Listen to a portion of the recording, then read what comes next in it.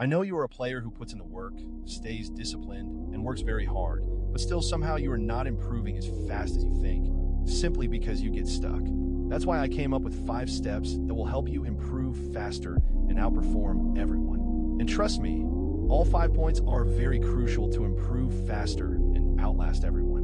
And the last one is seriously a cheat code, so stay till the end. First, mastering basics. In order to improve faster in football, you have to master your basics, because if your basics are weak, nothing will work for you. Think of it like a car. No matter how fancy, futuristic, or powerful the car is, if the core foundation, the tires, are weak or damaged, nothing will work for it. So, here are the 3 things you have to do to master your basics. First, juggling. You have to master juggling with both feet simultaneously. Second, restricted drills like cone drills with both feet, using all parts of your feet. Third, ball mastery. Work on your ball mastery through different types of skills. Do it with full intensity. These are the 3 key things you must work on to improve your basics. Now, when we understand the basics, we have to move on to the next. Second, working on your unpredictability. Have you ever thought why some footballers are able to beat defenders with such ease? If you look closely, they're not doing anything fancy or crazy. They're not using crazy skills, but still, they get past defenders easily. Think of it like this. When you use a body feint, the defender stays in position and beats you and throws you off balance. But when they use a body feint, the defender throws himself off balance. Why is that? What is the reason? The reason is simple, the unpredictability. And the best example of unpredictability is Messi. If you think about Messi, the only skill he really uses is the body feint. But he has mastered it so well that even with just one skill, defenders can't predict him. That's the truth of football. If you can use even one skill unpredictably, defenders won't be able to read you, and you become very dangerous for the opposition. So how do you build unpredictability? Here are 3 things you need to start doing. First, playing small-sided games. Yes, it's simple and common, but it works. In small-sided games, you have very little time to think. Defenders surround you, and the pace is fast. This forces your mind to process quicker, develops muscle memory, and builds fast feet and unpredictability naturally. Second, the Ronaldinho drill. This is one of the best ways to build unpredictability. Place lots of cones in front of you and dribble through them with full intensity. Use whatever skills you want, but the key is to go at 100%. Keep repeating until you can do it consistently at high speed. Third, playing 1v1. This is one of the most effective ways to work on unpredictability because you're facing a real defender. Just take a friend, play 1v1, and always try to beat him. The focus should be on beating him with just 1 or 2 skills. Over time, you'll build unpredictability and a strong connection with those skills, making it possible to dribble past almost any defender. Remember to play 1v1 at full intensity, just like you would in a real match. So, when you understand that we have to work on unpredictability, let's move on to the third point. Third technique. Just think of it. Have you ever observed Sergio Busquets playing? He's not the fastest, not the strongest, and doesn't use flashy skills. But he controls the whole match from midfield so effectively that he was once a core player for Barcelona. The key?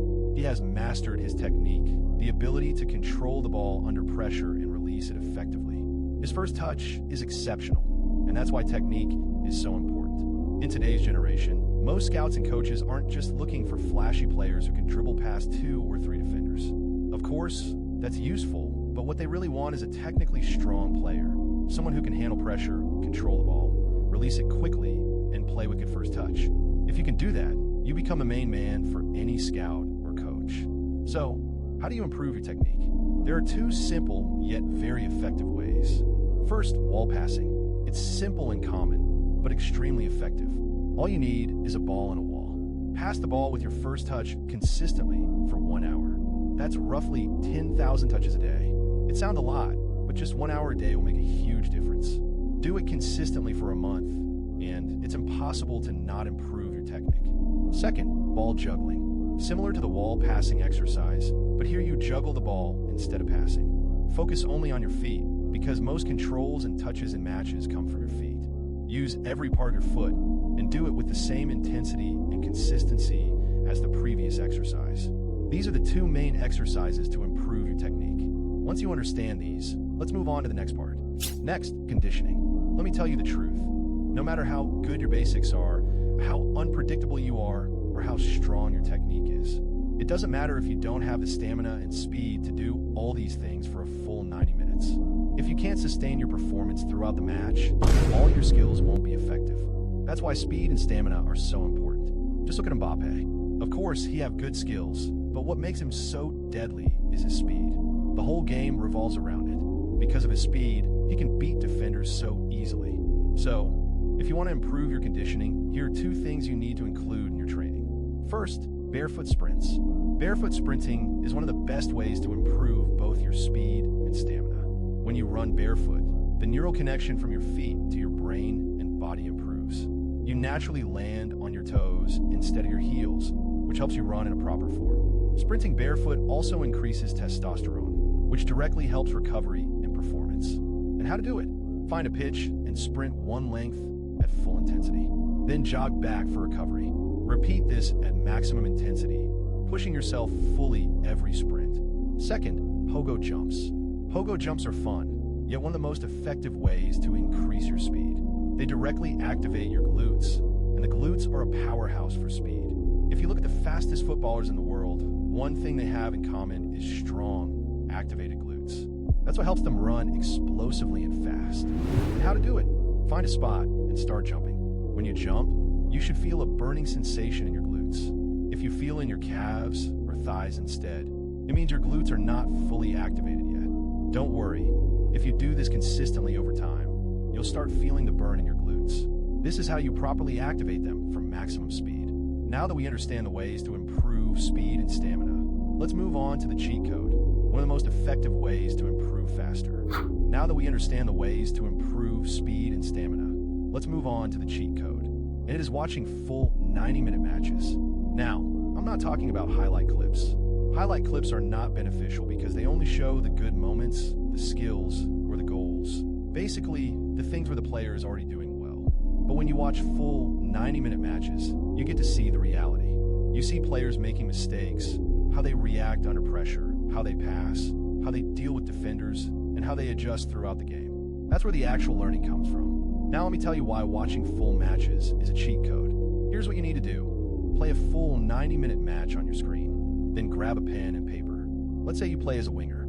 Focus on the winger in that game and analyze him like a coach. Watch what mistakes he makes, how he positions himself, how he passes, how he makes runs, how he creates goal-scoring opportunities, and how he scores goals. Write everything down. Then ask yourself 2 important questions. 1, what are the things he is doing that I cannot do?